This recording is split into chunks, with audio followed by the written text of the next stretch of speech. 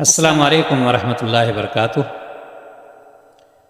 بسم اللہ والحمد للہ والصلاة والسلام علی رسول اللہ وبعد۔ میرے دینی بھائیوں اور دوستو،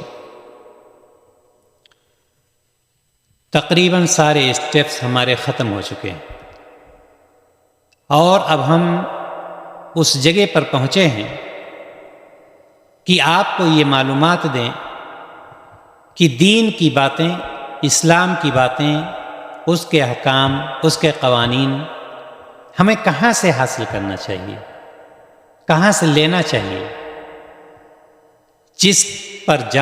جہاں پر جا کر ہم اپنے مطلب کی چیز، اپنی ضرورت کی چیز، اپنی حاجت کی چیز نکال سکیں اور اس پر عمل کر سکیں تاکہ اللہ رب العزت ہم سے راضی ہو۔ میں آپ کو یہ بتلانا چاہتا ہوں کہ اللہ تعالیٰ کی طرف سے یہ شرعی قانون جو ہے، شریعت نے جو احکام اور قوانین بتلائے ہیں، اللہ تعالیٰ کی طرف سے قرآن مقدس سے لیا گیا ہے۔ قرآن میں یہ ساری چیزیں موجود ہیں۔ ہمیں لوٹنا کدھر ہے؟ قرآن کی طرف۔ اور قرآن کے بعد پھر کس کی طرف لوٹنا ہے؟ نبی کریم صلی اللہ علیہ وسلم کی طرف، جو رسول اللہ صلی اللہ علیہ وسلم سے حدیثیں ثابت ہیں۔ صحیح حدیث پڑھ کر کے ان سے ہمیں اپنے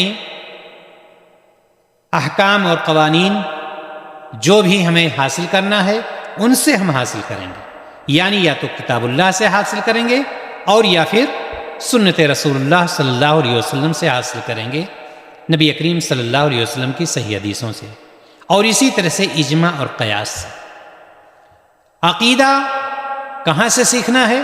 قرآن سے سیکھنا۔ عقیدہ کہاں سے سیکھنا ہے؟ حدیث سے سیکھنا ہے۔ عقیدہ کہاں سے سیکھنا ہے؟ اجماع اور قیاس سے سیکھنا ہے، نہ کہ ہم دوسروں کی باتوں میں جائیں۔ کسی خاص شخص کے پاس ہمیں جانے کی کوئی ضرورت نہیں۔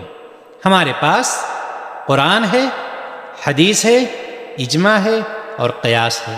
اسی سے ہمیں اپنے عقیدے کی اصلاح کرنی ہے اور انہی پر عمل کر کے ہمیں آگے بڑھنا ہے۔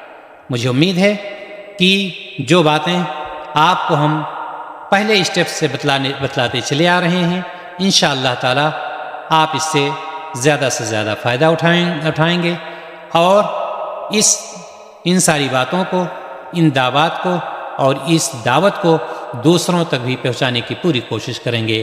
اللہ تعالی آپ سب کو اسلام پر قائم اور دائم رکھے اور صحت اور تندرستی عطا فرمائے۔ السلام علیکم ورحمۃ اللہ وبرکاتہ۔